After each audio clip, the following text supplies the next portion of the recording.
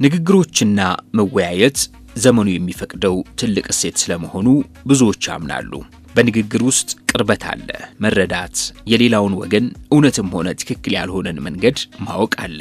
ሰዎች ስለ ነገሮች ባላቸው መረጃ ልክ ይረዳሉ። በነገርናቸው ልክ እውነት ነው አሊያም ሐሰት ነው ይላሉ፣ ይወስናሉ፣ ይፈርጃሉ። ለዚያ ነው ድምዳሜ ላይ ከመደረሱ በፊት ከነገሩ ጋራ ቅርበት ይኑራችሁ የሚባለው። በርቀት ያየነው ምናልባት በተሳሳተ መንገድ ልንፈርጀው ስለምንችል ማለት ነው። መንግስት ከህዝቡ ጋራ በቅርበት መነጋገር፣ መወያየት ህዝቡ ውስጥ ያሉ ችግሮችን ለመረዳት አይነተኛ መፍትሄ ነው። ብሎም መቀራረብን ለመፍጠር ትልቅ መንገድ ነው። በተለይ በመንግስታዊ አገልግሎቶች ላይ የሚስተዋሉ የመልካም አስተዳደር ችግሮችን ለመረዳትና ለመቅረፍ ጠቀሜታው ከፍ ያለ ነው። የኢፌዴሪ ፕሬዝዳንት ታዬ አጽቀሥላሴ ከስርዓት መለዋወጥ ጋር የማይናዱ ነፃ ገለልተኛና ህዝባዊ ብሔራዊ ተቋማት ለመፍጠር መንግስት ጽኑ መሰረት በመጣል ላይ ይገኛል። በጉባኤ ትሩፋቶች የውይይት መድረኮች ላይም በርካታ ችግሮች በህብረተሰቡ ተነስተው ምላሽ ተሰጥቶባቸዋል። ማንነት ጥያቄያችን ምላሽ ያገኘው በብልጽግና ፓርቲ ነው።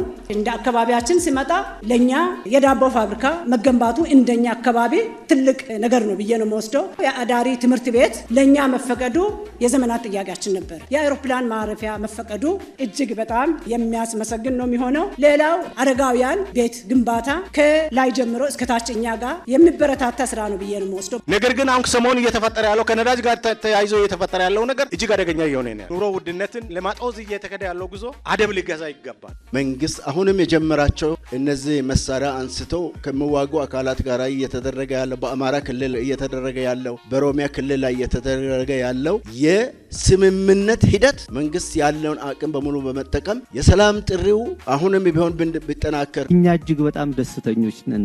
ሻመት ይኑሩልን ብለን እናመሰግናቸዋለን። ሆነ ለምናገር ይሄ ቤተ መንግስት ከተወሰነ ዓመት በኋላ ልናገኘው አንችልም ነበር። አሁን ያለማችሁልን ታምራዊ ለውጥ ነው። እጅግ በጣም እናመሰግናለን። ፋብሪካ ያስፈልጋታል ጎንደር። እናንተ እንሰራዋለን ብላችሁ ተናግራችሁ ያልሰራችሁት ነገር የላችሁም። ቃላችሁን በተግባር እንደምትፈጽሙ ስራችሁ ማሳያ ነው። እንደው አልፎ ቃላችሁ ባህል ራሱ እየሆነ ነው። ማህበረሰቡ እየወረሰው ነው። የሥራ ባህላችን ከፍ የሚያደርግ ነገር ዛሬ የግል ህንጻዎች 24 ሰዓት እየተሰሩ ነው። ማታ ማታ እየተሰሩ ነው።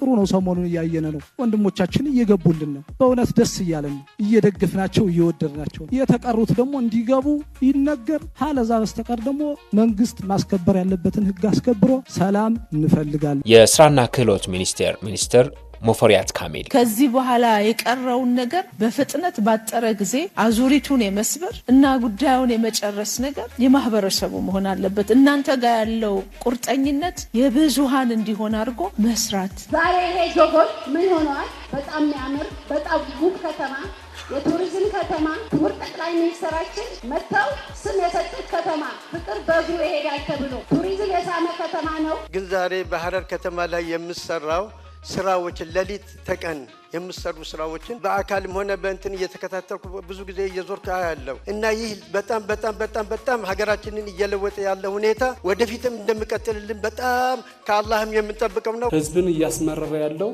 አምራች ዜጋ እንዳያመርት እያደረገ ያለውን አቅርቦትም ወደ ከተማ እንዳይገዛ የማዳበሪያ ዋጋ ጨምሯል። ኑሮ በጣም ኦቨር ነው። ገንዘብ እየጋሸበ ነው። ገንዘብ ምንም እያመጣ አይደለም። ይህስ ነገር ለምንድን ነው? በየጊዜው አሁንም ቢሆን መድረክ ይከፈታል። መድረክ ውይይት፣ ብዙ ነገሮች ይነሳል። ግን አሁንም ቢሆን በደንብ አልተፈታም። ሰላም የሚመጣው ህዝብና መንግስት አንድ ሲሆኑ ነው። ስለዚህ መንግስት አሁንም ሰላም ላይ አጠንክሮ መስራት አለበት። የህዝቡ ጥያቄ አለ። በትምህርት ቤት በኩል አንዱ መሰረተ ልማት ነው። ሁለተኛ በጤና ጣቢያ ወላጅ እናቶች በጣም እየተቸገሩ ነው። መንገዱ እንደሚታዩ ነው። መንገድ ላይ የሚወልዱ አሉ። ይሄ ለጤና ደግሞ በጣም ጉዳት ነው ለወላጅ እናት። የዋጋ መናር ዋና መንስኤው ምንድነው ነው? ከኛ ነው ከውጭ ነው? የነዚህ መድረኮች መኖር ማህበረሰቡ የገጠሙትን ችግሮች በተለይም የመልካም አስተዳደር ችግሮችን በውል እንዲረዳና ለመፍትሄውም ቁርጠኛ ውሳኔ እንዲሰጥ በትልቁ ያግዘዋል። የገንዘብ ሚኒስቴር አህመድ ሺዴ እዚህ አይነት መድረኮች ህዝቡ ጋር ቃል የገባነውን ስራዎች ምን ደረጃ ላይ እንደደረሱ ለማስረዳት እንዲሁም ህዝቡ በሚያነሳቸው ጥያቄዎች ዙሪያ ለማዳመጥ ሁለንተናዊ ብልጽግናን ለማረጋገጥ የመደመር መንግስታችን ዋነኛ አቅጣጫ ያደረገ በመሆኑ ይህንኑ ዓላማ ለማሳካት ነው። የተቀላጠፈ አገልግሎት ያለ መስጠት፣ በየምክንያቱ ደንበኞችን ማመላለስ፣ እጅ መንሻ መጠየቅ የመሳሰሉ የማህበረሰቡ አሁን እየተፈተነባቸው ያሉ ችግሮች ናቸው። መልካም አስተዳደር የዘመናዊ ፖለቲካ የማዕዘን ድንጋይ መሆኑንም ይገነዘባል። የህዝብ አገልግሎት ለማዘመን በ2025 የዲጂታል ኢትዮጵያ ስትራቴጂ ትልም መሰረት አመርቂ ውጤቶች ተመዝግበዋል።